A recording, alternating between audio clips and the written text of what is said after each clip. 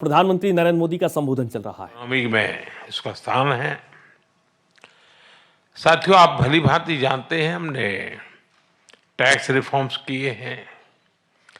GST के साथ one nation one tax प्रणाली लाई गई है। कॉर्पोरेट टैक्स रेशनलाइज किया गया है। हजारों की संख्या में कानूनों में डीक्रिमिनलाइजेशन करने का काम हमने किया है। हमने ईज ऑफ डूइंग बिजनेस के साथ साथ ट्रस्ट ऑफ डूइंग बिजनेस उस पर भी उतना ही बल दिया है। आज भारत में स्पष्ट नीति है, उसके साथ साथ स्टेबल पॉलिटी भी है। 6 दशकों के बाद ऐसा हुआ है कि एक ही सरकार लगातार तीसरी बार चुन करके आई है। भारत की डेमोग्राफिक डिविडेंड और टैलेंट से आप भली भांति परिचित हो और आपकी बातचीत में भी इसका जिक्र हुआ है। पिछले 10 वर्षों में डिजिटल रिवॉल्यूशन आया है। फाइनेंशियल इंक्लूजन एक मिसाल बना है। यूनिफाइड पेमेंट्स इंटरफेस यानी यूपीआई के माध्यम से आज विश्व का 50% डिजिटल ट्रांजैक्शन भारत में होता है। फ्रांस जैसे कई देश इससे जुड़े हैं। साइप्रस को भी इससे जुड़ने के लिए बात चल रही है और मैं इसका स्वागत करता हूं। भारत में फ्यूचरिस्टिक इंफ्रास्ट्रक्चर के विकास में हम $100 बिलियन से अधिक का सालाना निवेश कर रहे हैं। इस वर्ष के बजट में हमने मैन्युफैक्चरिंग मिशन की शुरुआत की है। विश्व में वैक्सीन्स, जेनरिक मेडिसिन्स और मेडिकल डिवाइसेस के मैन्युफैक्चरिंग में भारत वर्ल्ड लीडर्स में से एक है। मैरीटाइम और पोर्ट डेवलपमेंट पर हमारा फोकस है। हम शिप बिल्डिंग और शिप ब्रेकिंग को भी प्राथमिकता दे रहे हैं। इसके लिए एक नई पॉलिसी भी लाई जा रही है। सिविल एविएशन सेक्टर में भी तेजी से ग्रो कर रहा है।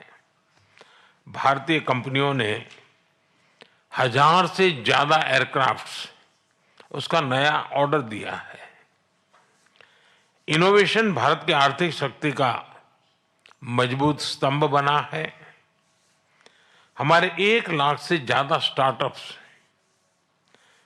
सिर्फ सपने नहीं, समाधान बेचते हैं। इनमें से 100 यूनिकॉर्न बन चुके हैं।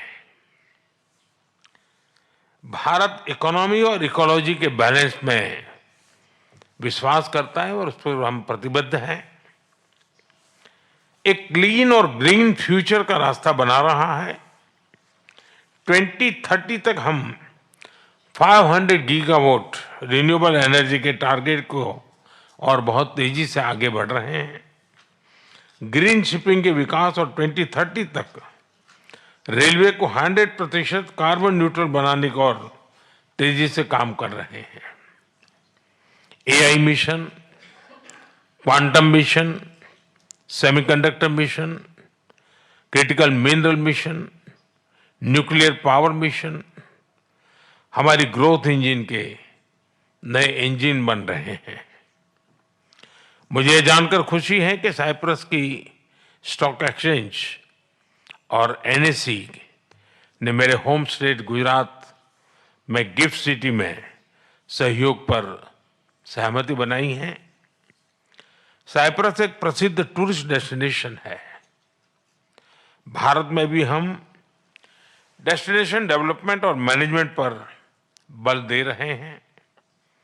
हमारे टूर ऑपरेटर्स के बीच नजदीकी सहयोग विन विन हो सकता है। ऐसे कई और क्षेत्र हैं जिनमें आपसी सहयोग के लिए बहुत ही पोटेंशियल है। फ्रेंड्स, पिछले महीने भारत और यूके के बीच एक एम्बिशियस एफटीए पर सहमति बनी है। अब हम भारत और यूके के बीच फ्री ट्रेड एग्रीमेंट को इस साल के अंत तक संपन्न करने के लिए प्रतिबद्ध है। इसकी नेगोशिएशन में गति आई है। इसका लाभ आप सब साथियों को अवश्य मिलेगा। मैं भारत, साइप्रस और ग्रीस बिजनेस और इन्वेस्टमेंट काउंसिल की स्थापना का स्वागत करता हूं। यह एक बहुत अच्छा इनिशिएटिव है और आर्थिक सहयोग का महत्वपूर्ण प्लेटफॉर्म बन सकता है। फिर तो अब सभी ने जो विचार रखे हैं, जो सुझाव दिए हैं, उनको मेरी टीम ने नोट किया है। हम इन पर एक्शन प्लान बनाकर फॉलोअप करेंगे। मैं आपको भारत आने का निमंत्रण भी देता हूं। अंत में मैं एक बार फिर राष्ट्रपति जी का धन्यवाद देता हूं। उन्होंने इस मीटिंग के लिए अपना समय निकाला। इस राउंड टेबल को सुयोजित ढंग से आयोजित करने के लिए मैं Cyprus chamber of commerce and industry और इन्वेस्टमेंट साइप्रस का भी आभार व्यक्त करता हूं। आप सबका बहुत बहुत धन्यवाद।